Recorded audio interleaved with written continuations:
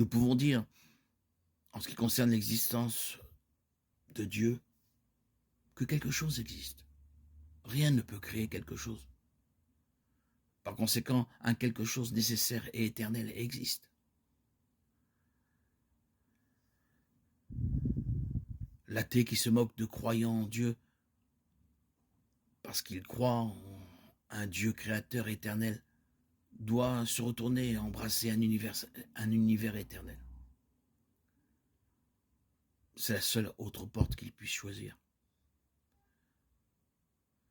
La question est de savoir où mène l'épreuve. L'épreuve indique telle que la matière précède l'esprit ou l'esprit précède la matière.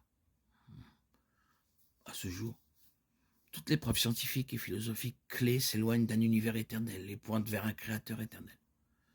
D'un point de vue scientifique, les scientifiques honnêtes admettent que l'univers a eu un commencement et que tout ce qui a un commencement n'est pas éternel. En d'autres termes, tout ce qui a un commencement a une cause. Et si l'univers a eu un commencement, il a eu une cause.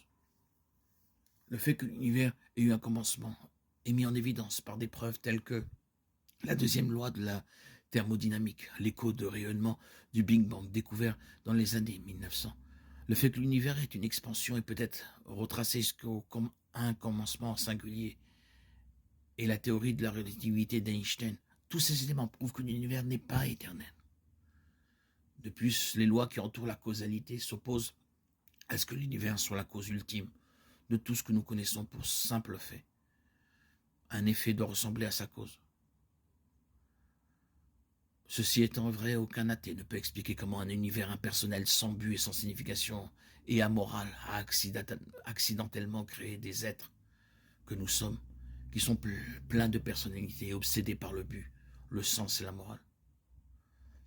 Une telle chose, du point de vue de la causalité, réfute complètement l'idée d'un univers naturel, donnant naissance à tout ce qui existe. Donc, en fin de compte, le concept d'un univers éternel est éliminé.